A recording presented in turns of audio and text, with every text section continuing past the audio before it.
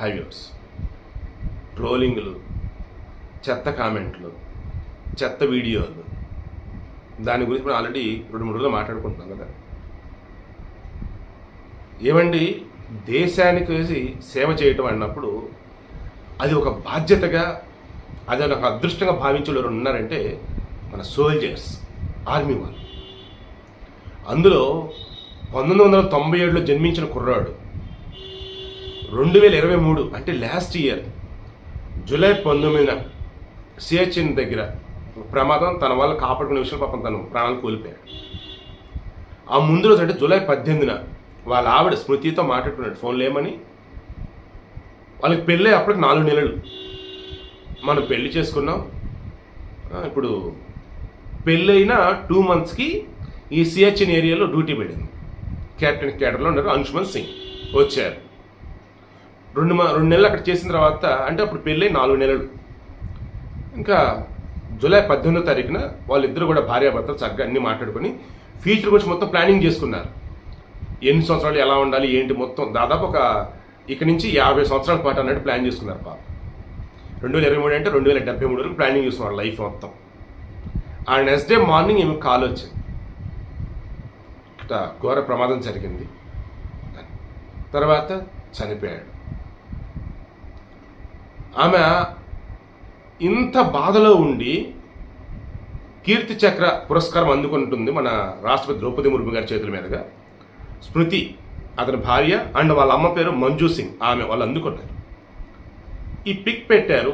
And ఈ army వాళ్ళకి సంబంధించి ఈమె ఒక ఇంటర్వ్యూ లాగా చేసి ఆమె ఒపీనియన్ చెప్తాం కావచ్చు, లేదన్నప్పుడు వారి యొక్క లవ్ స్టోరీ గురించి ఆమె చెప్తుంది మూమెంట్లో.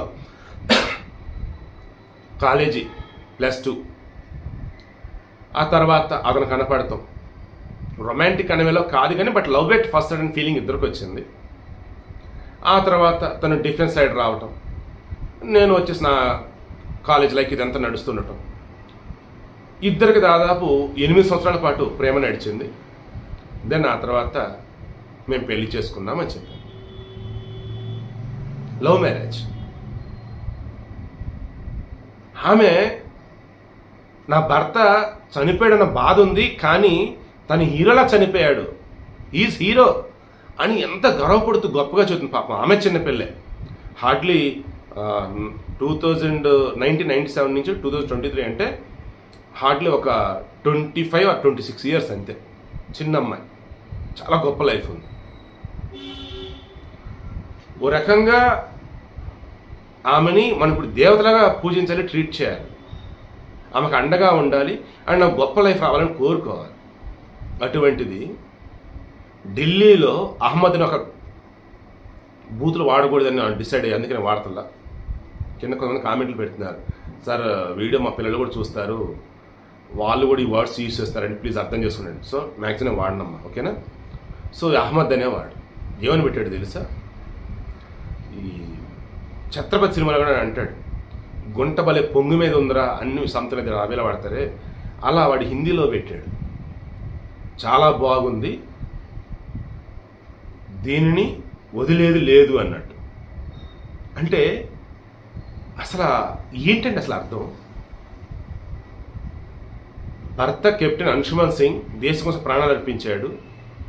ఆయన మరణానంతరం కీర్తి చక్ర పురస్కారం అందుకుంటున్న మూమెంట్లో ఆ వీడియో ఫోటోలు బయటకు వస్తే చూసి, అది కూడా ఒక పబ్లిక్ ప్లాట్ఫామ్లో కొంత లక్షల మంది చూస్తూ ఉంటారు. అటువంటి చోట ఒకడు బరి తెగించి కామెంట్ పెట్టాడు అంటే, ఏంది ఇంత అందంగా ఉందేంటి, దీన్ని వదిలేది లేదు అని పెట్టండి.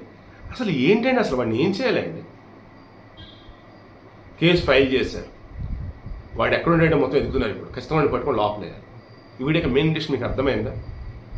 అరే మనం ఒక అమ్మకు పుట్టామరా, ఒక నాన్నకే పుట్టామరా, ఒక అమ్మకే పుట్టిన 2-3 నాన్నలు కనుక ఉంటే మీకు, దెన్ అప్పుడు మీ నోట్లోంచి ఇటువంటి తేడా కామెంట్లు వస్తూ ఉంటాయి, తేడా వీడియోలు వస్తూ ఉంటాయి.